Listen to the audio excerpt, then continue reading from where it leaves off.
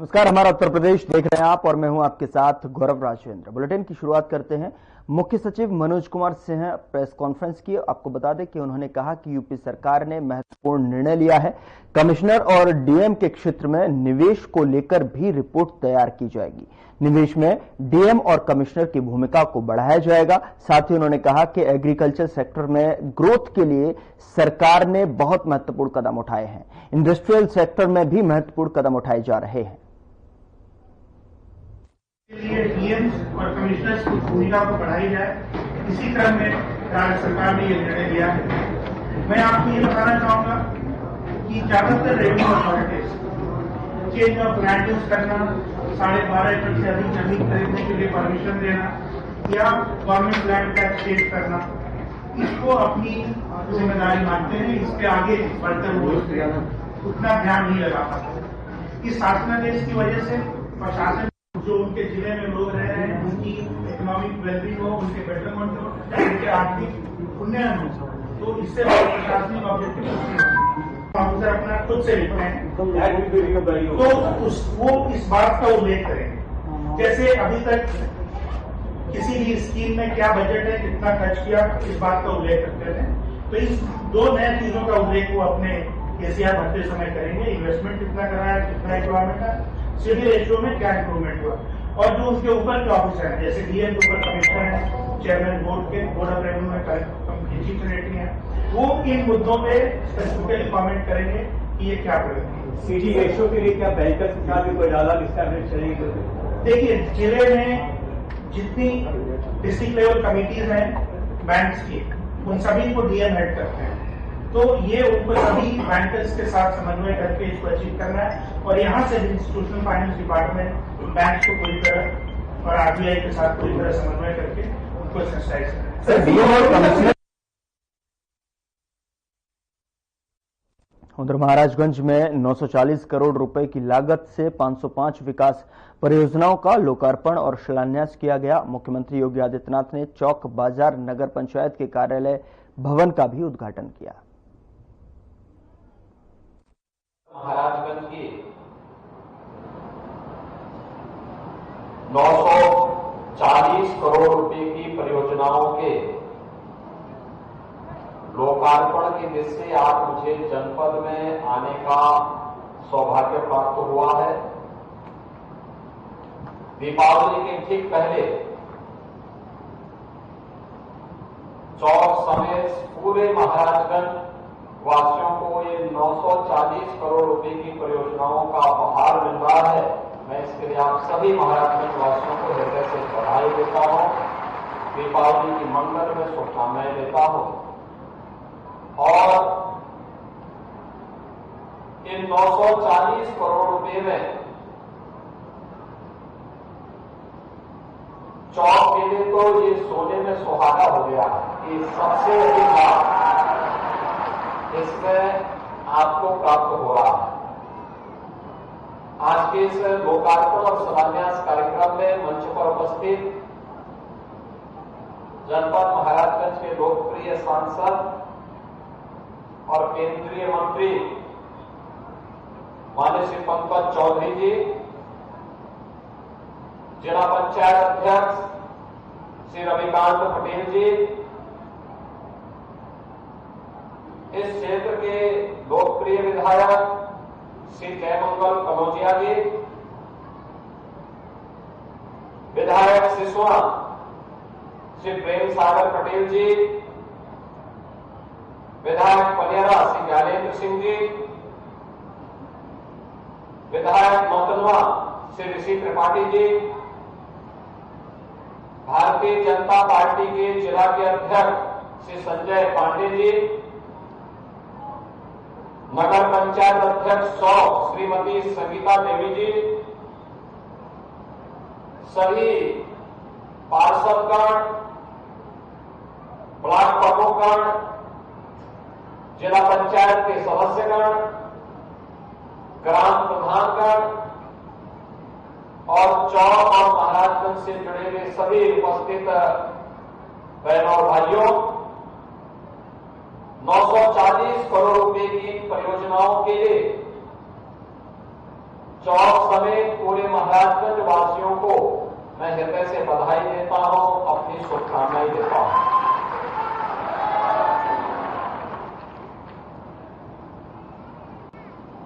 ये 940 करोड़ रुपए की जो योजनाएं आज यहां के विकास को एक नई ऊंचाई प्रदान करेगी, इसमें नगर पंचायत चौक के अपने स्वयं के भवन, नगर पंचायत पनियारा के स्वयं के भवन के साथ ही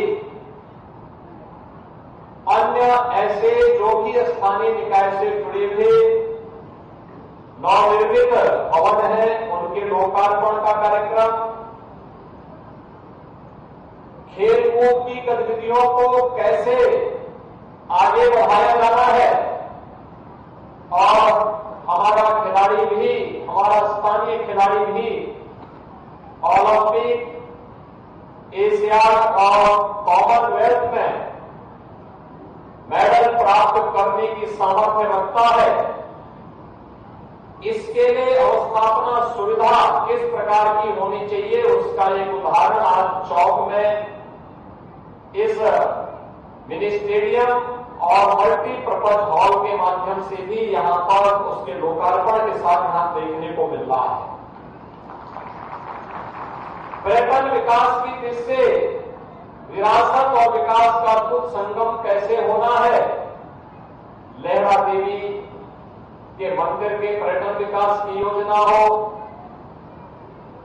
चौक में मंदिर के विकास की योजना हो, सोनाड़ी माई के मंदिर के पर्यटन विकास की योजना हो, या फिर ऐसे पौराणिक और ऐतिहासिक पृष्ठभूमि से जुड़े हुए पवित्र धर्मस्थलों के सुंदरीकरण का कार्यक्रम हो, ये सभी इसके साथ जुड़ने के साथ ही आज चौक नगर पंचायत में योगीराज बाबा गंभीरनाथ जी की इस भव्य और दिव्य प्रतिमा को भी लोकार्पण का अवसर मुझे प्राप्त हुआ है। मैं इस अवसर पर चौक नगर पंचायत को हृदय से धन्यवाद देता हूं, जिन्होंने योगीराज बाबा गंभीरनाथ जी का स्मरण किया। योगीराज बाबा गंभीरनाथ जी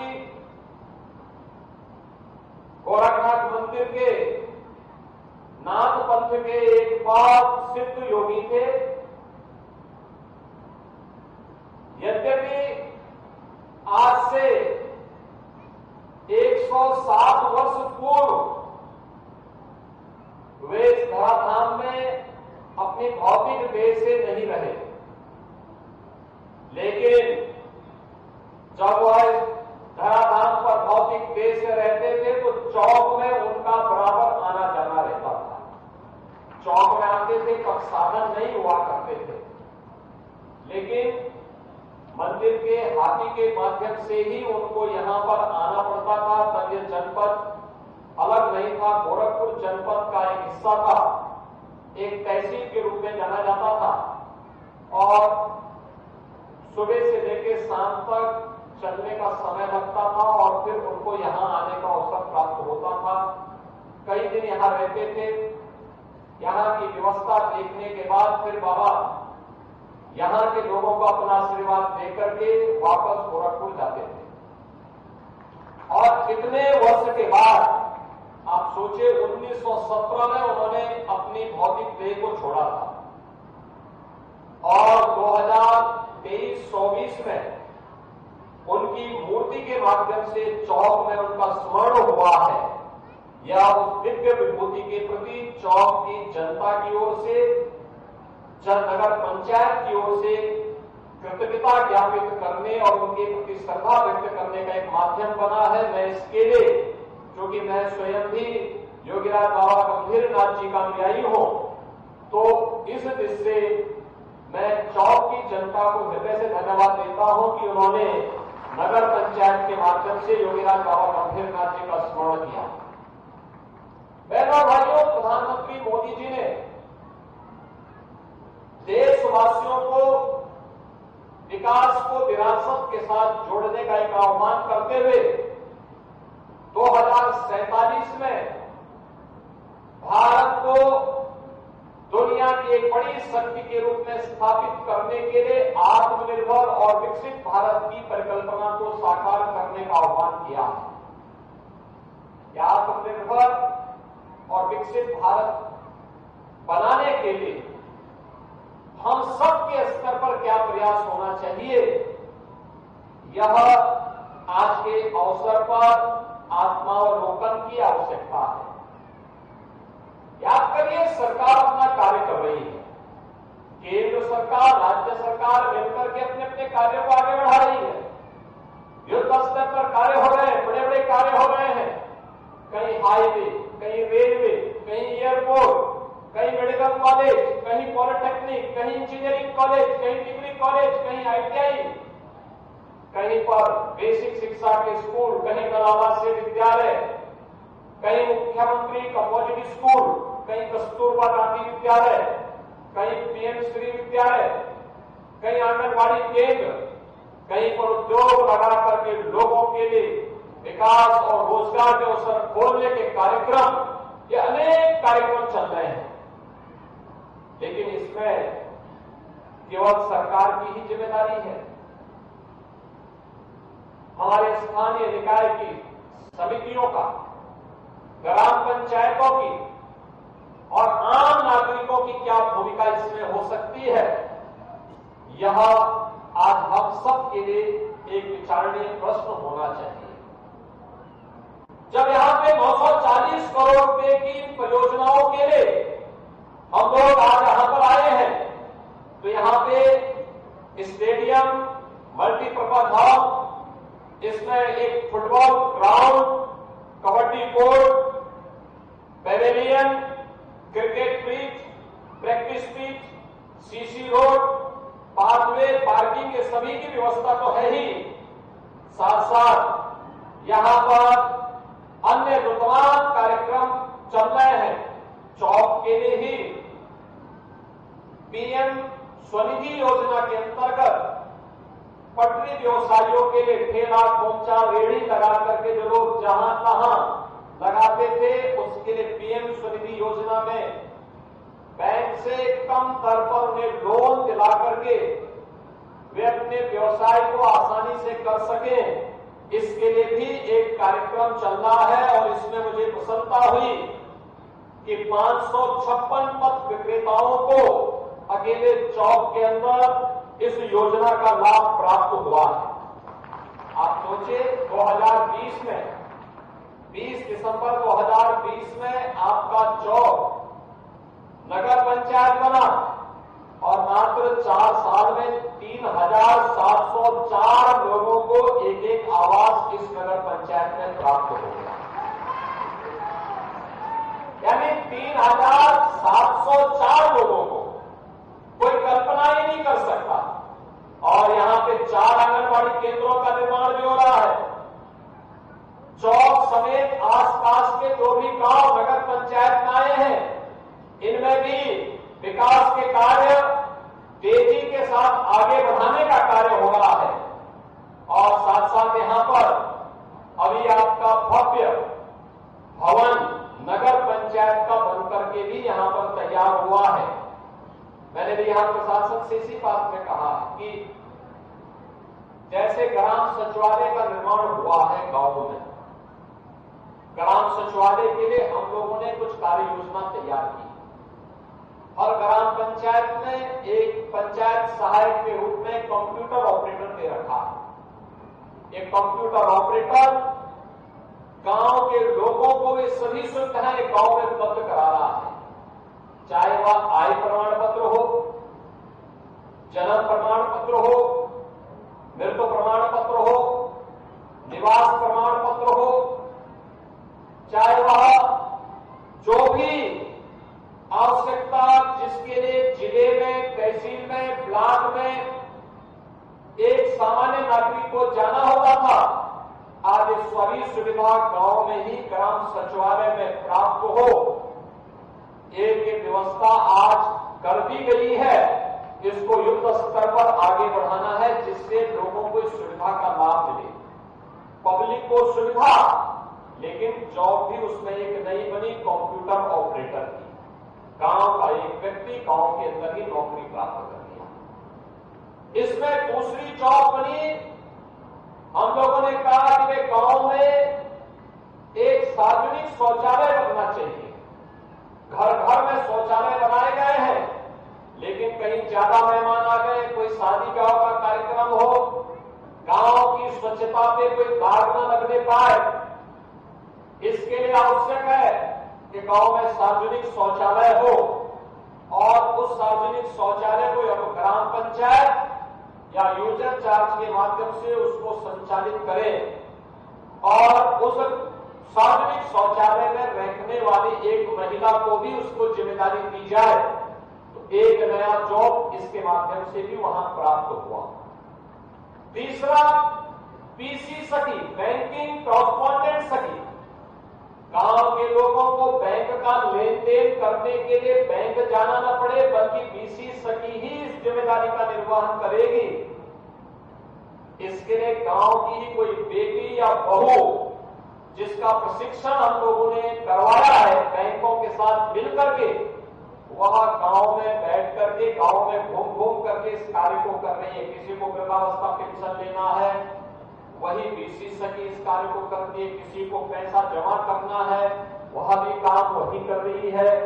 किसी को कोई अन्य पैसा निकालना है या पैसा जमा करना है, सारा कार्य वह बीसी सखी कर रही है। और ऐसे 42,000 बीसी। उधर लखनऊ स्थित सरकारी आवास पर सीएम योगी उत्तराखंड सरकार के कैबिनेट मंत्री सतपाल महाराज से शिष्टाचार भेंट की।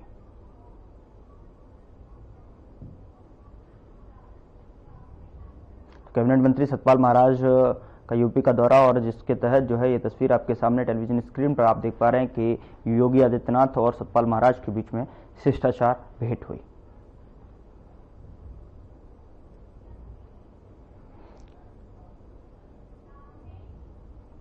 उत्तर प्रदेश के पर्यटन और संस्कृति मंत्री जयवीर सिंह ने वर्ष 2024 और 25 के लिए गठित पर्यटन स्थायी समिति की प्रथम बैठक की अध्यक्षता की। और साथ ही आपको बता दें कि इस दौरान उन्होंने कहा कि जनपद सोनभद्र और मिर्जापुर में प्राकृतिक सौंदर्य, रमणीक स्थल और प्राकृतिक संपदा से परिपूर्ण है। यहाँ पर करोड़ों वर्ष पुराने जीवाश्म का पार्क है और ये स्खलन जीवाश्म पार्क अमेरिका के येलोस्टोन पार्क से बड़ा है। उन्होंने साथ ही कहा कि देश विदेश से भूवैज्ञानिक और अन्य पर्यटक शोध के लिए आते रहते हैं। यहां पर पर्यटकों के लिए बुनियादी सुविधाएं सृजित की जा रही हैं।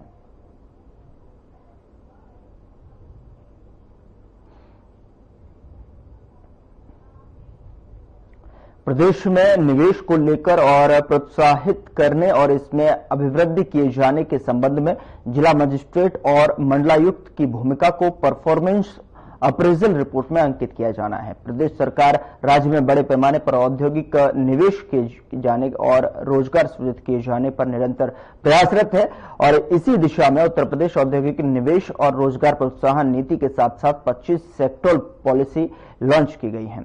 इन नीतियों में आकर्षक सुविधाएं उद्योगों के लिए उपलब्ध कराई जा रही हैं।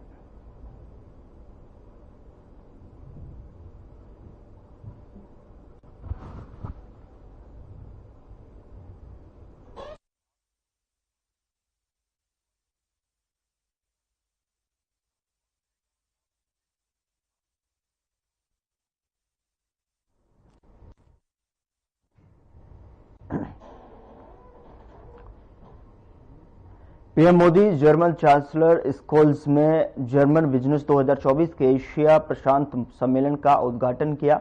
आपको बता दें कि जर्मन चांसलर बिजनेस 2024 के एशिया प्रशांत सम्मेलन में पीएम मोदी ने कहा कि आज एक बहुत ही खास दिन है।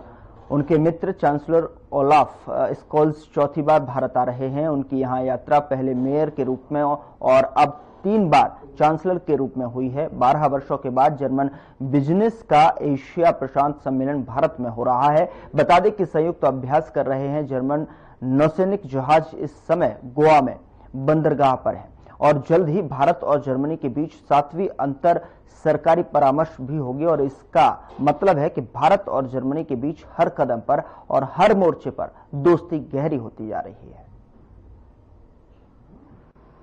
आज का दिन बहुत विशेष है।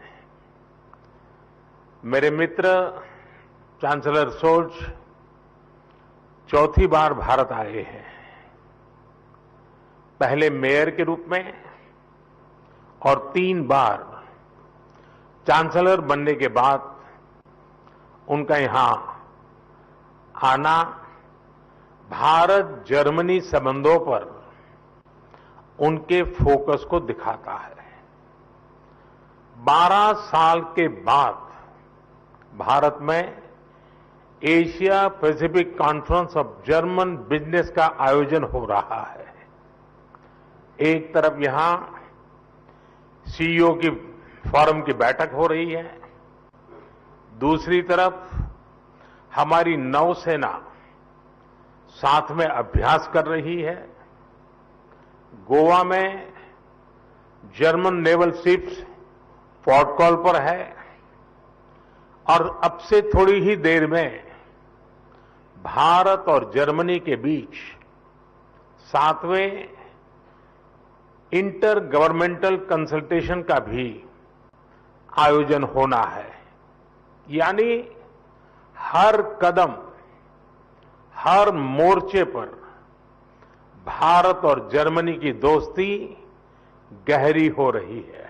ये साल भारत जर्मनी स्ट्रेटेजिक पार्टनरशिप का 25वां वर्ष है। अब आने वाले 25 वर्ष इस पार्टनरशिप को नई बुलंदी देने वाले हैं। हमने आने वाले 25 वर्षों में विकसित भारत का एक रोडमैप बनाया है। मुझे खुशी है कि ऐसे महत्वपूर्ण समय में जर्मन कैबिनेट ने focus on India document release किया है। विश्व की 2 सशक्त डेमोक्रेसीज, विश्व की 2 लीडिंग इकोनॉमीज साथ मिलकर कैसे फोर्स फॉर ग्लोबल गुड बन सकती हैं। फोकस ऑन इंडिया डॉक्यूमेंट में उसका ब्लूप्रिंट है। इसमें स्ट्रैटेजिक पार्टनरशिप को होलिस्टिक तरीके से आगे बढ़ाने की अप्रोच और कमिटमेंट साफ दिखता है। खासतौर पर भारत की स्किल्ड मैन पावर पर जर्मनी ने जो भरोसा जताया है वो अद्भुत है। जर्मनी ने स्किल्ड भारतीयों के लिए हर वर्ष मिलने वाले वीजा की संख्या 20,000 से बढ़ाकर 90,000 करने का फैसला किया है। मुझे विश्वास है कि इससे जर्मनी की ग्रोथ को नई गति मिलेगी। भारत हर इनोवेशन को एक शानदार प्लेटफॉर्म और बेहतरीन इंफ्रास्ट्रक्चर देने के लिए कमिटेड है। हमारा डिजिटल पब्लिक इंफ्रास्ट्रक्चर, नए स्टार्टअप्स और इंडस्ट्री 4.0 के लिए अनंत संभावनाओं के द्वार खोल रहा है। आज भारत अपने फिजिकल इंफ्रास्ट्रक्चर को पूरी तरह से ट्रांसफॉर्म करने में जुटा है। रेल, रोड, एयरपोर्ट और पोर्ट में रिकॉर्ड इन्वेस्टमेंट किया जा रहा है। इसमें जर्मन और इंडो पैसिफिक रीजन की कंपनियों के लिए अनेक संभावनाएं हैं। मुझे खुशी है कि रिन्यूएबल एनर्जी को लेकर भारत और जर्मनी मिलकर काम कर रहे हैं। पिछले महीने ही गुजरात में जर्मनी के साथ मिलकर चौथा global renewable energy investors meet आयोजित किया गया है। ग्लोबल लेवल पर रिन्यूएबल एनर्जी में निवेश के लिए भारत जर्मनी प्लेटफॉर्म भी लॉन्च किया गया है। मुझे उम्मीद है कि ग्रीन हाइड्रोजन इकोसिस्टम की जो संभावनाएं भारत ने बनाई है उसका फायदा भी आप जरूर उठाएंगे। साथियों, भारत की ग्रोथ स्टोरी से जुड़ने का यही समय है, सही समय है, जब भारत का डायनेमिज्म और जर्मनी का प्रिसिशन मिलता है, जब जर्मनी की इंजीनियरिंग और भारत का इनोवेशन मिलता है, जब जर्मनी की टेक्नोलॉजी और भारत का टैलेंट मिलता है, तब इंडो पैसिफिक के साथ साथ पूरी दुनिया का बेहतर भविष्य तय होता है। साथियों, आप बिजनेस वर्ल्ड से जुड़े हैं। आपका तो मंत्र होता है, when we meet we mean business. लेकिन भारत आना सिर्फ बिजनेस ही नहीं होता। भारत के कल्चर, कुजीन और शॉपिंग को आपने समय नहीं दिया तो आप बहुत कुछ मिस करेंगे। मैं आपको विश्वास दिलाता हूं, you will be happy and back home your family will be happier. फिलहाल बुलेटिन में इतना ही। नमस्कार।